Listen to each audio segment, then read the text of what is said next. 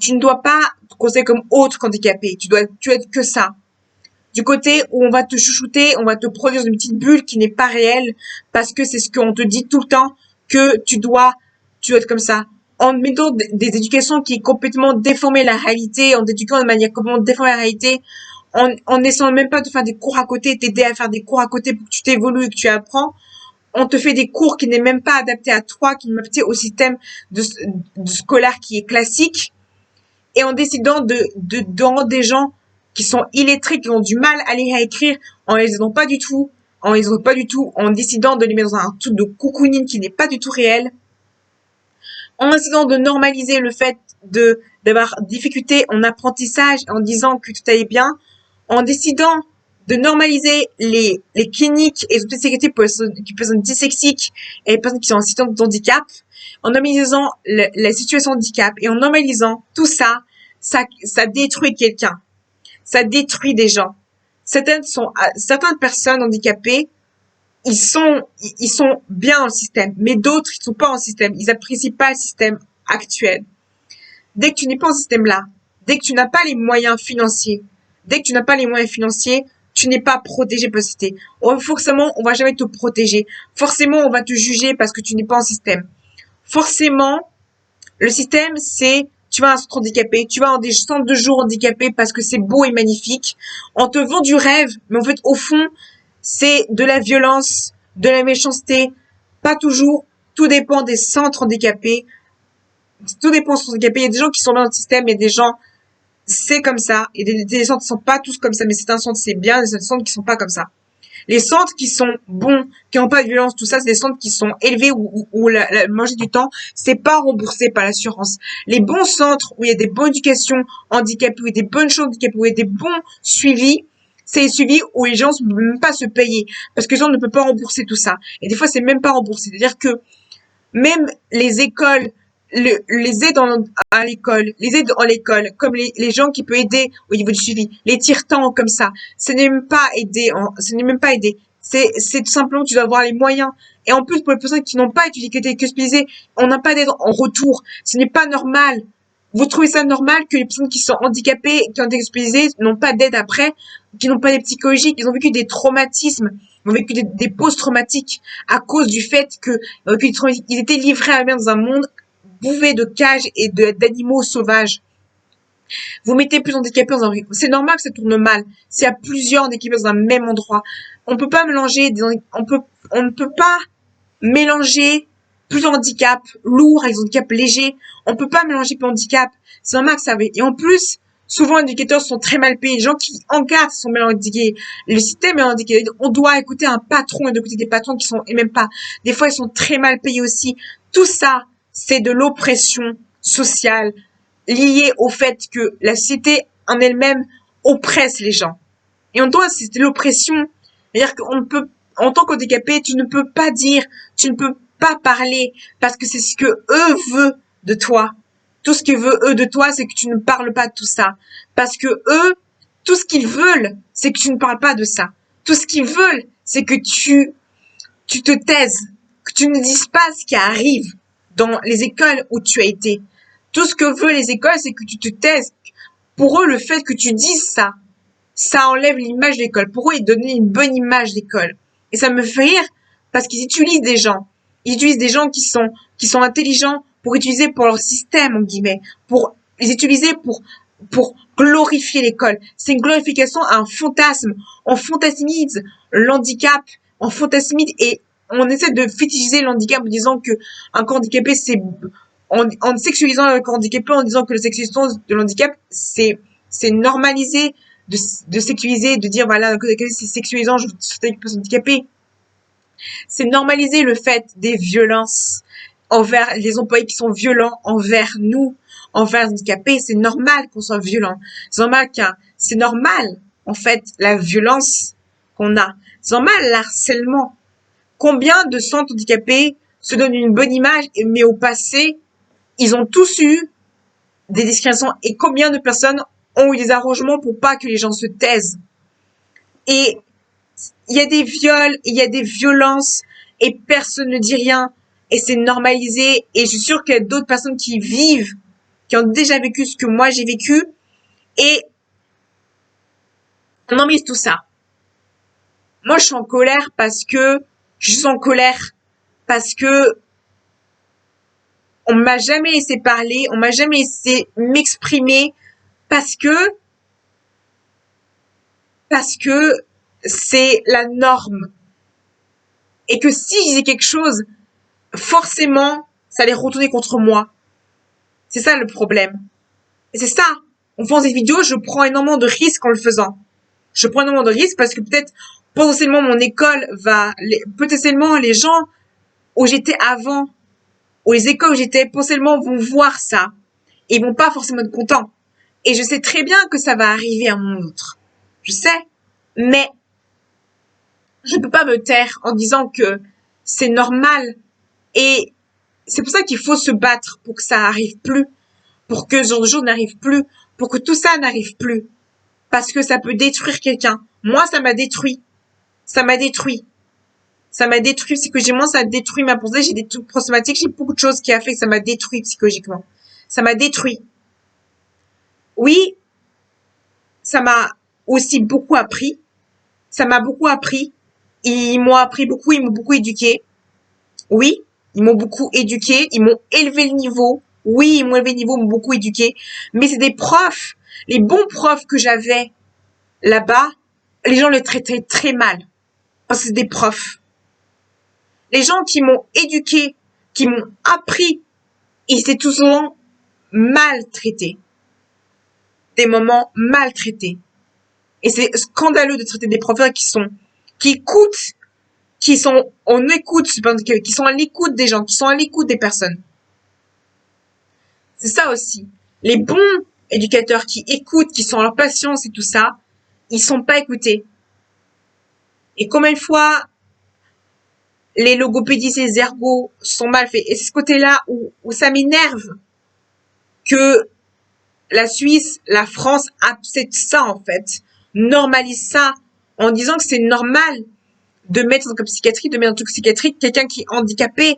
Est-ce que quelqu'un qui est handicapé, on demande tout ça? Non. Donc pourquoi un personne handicapée, on pose des questions? Pourquoi on normalise tout ça? Il faut pas normaliser. Ce n'est pas normal. Ce n'est pas normal de normaliser ça. Si tu es bien dans le système, oui, je suis d'accord. Mais si tu n'es pas dans le système, tu dis que tu n'es pas bien. Tu dis que tu n'es pas bien. Et non, c'est non. Ce n'est pas oui, oui, oui. Si tu n'es pas d'accord à avoir un système handicapé, tu as le droit de dire non. Si tu n'es pas d'accord, tu as des droits. Tu as des droits dans ta vie. Tu as des droits. Tu as des droits de dire non aux choses. Tu as le droit de dire que tu n'es pas d'accord avec quelque chose. Tu n'as pas. Si un sans handicapé, entre guillemets, te dise oui, c'est non. C'est non, c'est non. Non, c'est non. C'est pas oui. Parce que, malheureusement, dès qu'on dit non à quelque chose, c'est ça. N'accepte jamais que les gens te traitent mal. N'accepte jamais que les gens te traitent mal parce que t'es handicapé, pour une excuse handicapée. Tu mérites le bon. Tu mérites d'être une valeur. Ton handicap est une beauté. C'est une force. C'est une qualité. C'est une force. Et tu es ça comme une force. Et tu es ça comme une qualité. Et tu es ça comme une beauté magnifique. Même en tant que parent, disiez-vous que votre enfant a des capacités. Un enfant handicapé qui ne peut pas parler, ni bouger, ni travailler. Même s'il peut pas parler, il est capable de faire des choses comme tout le monde peut faire. Même s'il se tape la tête, c'est dur. Mais votre enfant est capable de faire les choses. Peut-être c'est un tout doucement. Peut-être c'est des petits pas. Mais c'est beau de faire tout ça. Il ne faut pas. Si vous avez vraiment vos enfants, écoutez-leur. Écoutez vos enfants handicapés. Ne les mettez pas dans une boîte. Ne mettez pas des termes qui sont pas les termes handicapés. C'est des termes. Mais ce n'est pas la vraie définition de l'handicap en général. Ce n'est que des termes handicapés. C'est que des termes handicapés. Le système, il utilise du management, tout ça, du marketing, et il utilise le handicap comme marketing financier en disant, soi-disant que ça enlève la cause handicapée, soi-disant ça prélève les autres handicapés. ou des gens qui font des carités et qui, quand ils ont, disent que ça aide les handicapés. Mais au fond, ils ne font rien du tout, en fait. Au fond, ils ne font rien du tout. Au fond, certains font des choses, mais d'autres ne font rien du tout. Ces gens, ils font des carités, mais c'est pas la carité du tout. Au fond, les gens handicapés peuvent le faire eux-mêmes, en fait. Des gens qui peuvent faire eux-mêmes, des gens qui peuvent faire, et des fois, même, on nous prend des choses qui sont typiques handicapés en disant que, ou des gens qui disent soi-disant que c'est, et puis que font, combien de fois il y a des gens qui forcent les choses. Quand c'est non, c'est non. Quand c'est non, c'est non. Ce n'est pas oui. C'est ça mon slogan. Quand c'est non, c'est non. C'est ça mon slogan. Mon slogan, c'est ça, c'est non, c'est non. Parce que il faut qu'on se batte pour ça. Et il faut visibiliser et il faut qu'on parle de ça au maximum possible. Il faut qu'on parle du sujet au maximum possible. Il faut que le maximum de youtubeurs like cette vidéo, partage, je sais pas, dans toutes les choses. Il faut que le maximum de personnes parlent de ça. Le maximum d'assauts comme ça. Si vous êtes une association ou des gens qui peuvent m'aider ou des personnes ou des associations, vous pouvez me contacter si jamais voilà, vous pouvez me contacter si jamais sur mon chaîne YouTube, ça peut être bien. Mais il faut parler le maximum de ça. Parler le maximum possible de ça. Il faut qu'on en parle. Il faut parler le maximum. Il faut grasser là-dessus. Parler. Même si vous êtes youtubeur, parlez de ça. Même si vous avez des vidéos, des TikTok, des Instagram, parlez de ça à fond, au maximum, pour faire des pétitions, pour faire des choses, pour gréver, pour manifester contre ça. Il faut manifester contre ça. Il faut manifester, il faut crier, gueuler pour ça. C'est ça qu'il faut. Il faut expliquer, dire aux gens, ce n'est pas acceptable. Il faut manifester. Il faut faire le point sur la table. Parce que assez, c'est assez. Il faut manifester sur la table. Il faut gréver. Si vous êtes là et pour des vidéos, c'est-à-dire que tu n'es pas venu par hasard dans cette vidéo. Tu n'es pas venu par hasard dans cette vidéo. Si tu es venu dans cette vidéo, c'est pas par hasard. Tu l'as regardé mon histoire, ça. Voilà mon histoire. Ça, c'est mon histoire que j'ai vécue. Et peut-être, je trouve ça étonnant, mais j'ai réussi à m'en sortir. Si toi, t'as du mal à t'en sortir, tu peux t'en sortir. Tu peux t'en sortir. Ça arrive. Moi, je me suis en sortie. Si moi, j'ai réussi, tu peux aussi t'en sortir. Tu peux le faire.